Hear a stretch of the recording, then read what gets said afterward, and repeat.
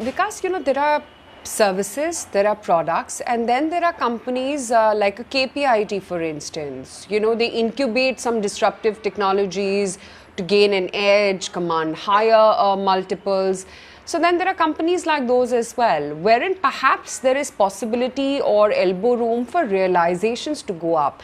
Wanted to understand the case of KPIT Tech in specific with you, given that the stock has moved up, 25% in just the last 5 trading sessions and about 45% in the last 3 odd months.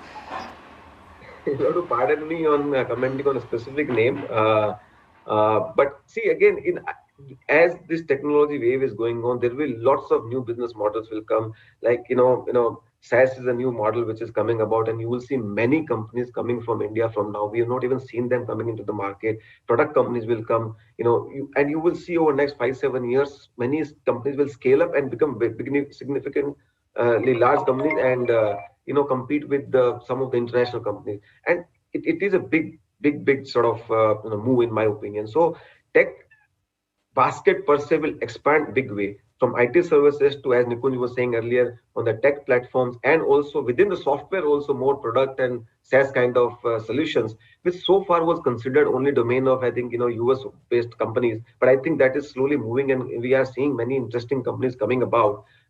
Most of them are still in private space, but you will see many of them coming to the market in times to come. So it's a sort of as you rightly said, that in a product company, in a platform oriented company, operating leverages are very high. So as the scale builds up, as growth builds up, your profitability kind of tends to go up, and that's the reason they tend to trade at a higher valuation than a traditional IT services company. So so one has to look at, in my opinion, tech will become a very large part of the overall market, market cap over next 3, 4, 5 years. We are already beginning to see, but what we have seen is only a tip of iceberg. I think we will see much more in times to come.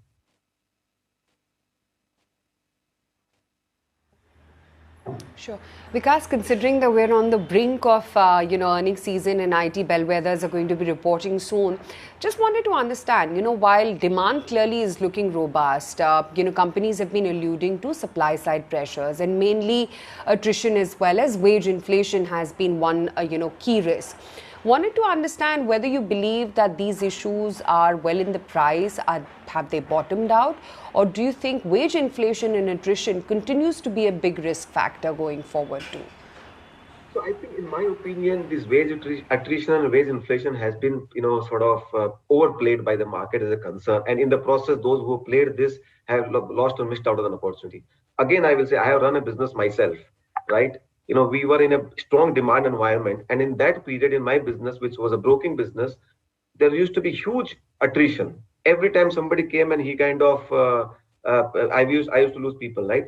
But we never lost margin. We never lost, because the demand environment was very strong. Our ability to hire people, train people, bringing them quickly up the curve, and start getting to services is there. And also, most of these companies, if you see, over the years, they have dealt with these issues of attrition. They have dealt with these issues of training. It's nothing new for them, and they are solid institutions. So if you see today, companies like Infosys, TCS, they are, or all other, for that matter, large companies, are spending massive amount of money in training and retraining their staff. If you go to any of the campuses, there are thousands rooms where trainings are going on, right? So so two good things are happening. One is that price hike is easily available, or is available from the customer end, because there's a huge demand environment. Secondly, when you are retraining a staff, right? Also, what is happening is that you are training freshers to cater to a high value add job. So to that extent, your cost of services are not as high as they would be in traditional. So I think people, in my opinion, forget to understand this part. And like, from my experience of running this business, I can tell you, if let's say I lost a salespeople where you would pay 20 lakhs rupees salary, we would replace it, from the bench. So somebody who was getting 10, 12 lakhs rupees salary, he gets high growth. He gets, so he's more motivated. And company cost does not go up. So I think here the operative thing is to understand, very, very importantly, is that most companies are spending huge amount of time, effort to train, skill their staff to cater to this new demand. And that's where, if you see, all these companies have hired, freshers in a big way. So I am not a big believer that there will be big knock in the margins. Of course, 1 or 2 quarter here and there, a few basis point here and there will always happen, because nobody can predict quarter on quarter. Quarter, from a trend perspective, I'm telling you, these concerns are, in my opinion, unjustified. Key thing or key word is to constantly keep on watching. Is the demand environment very strong? As long as that is there, in my opinion, everything will be taken care.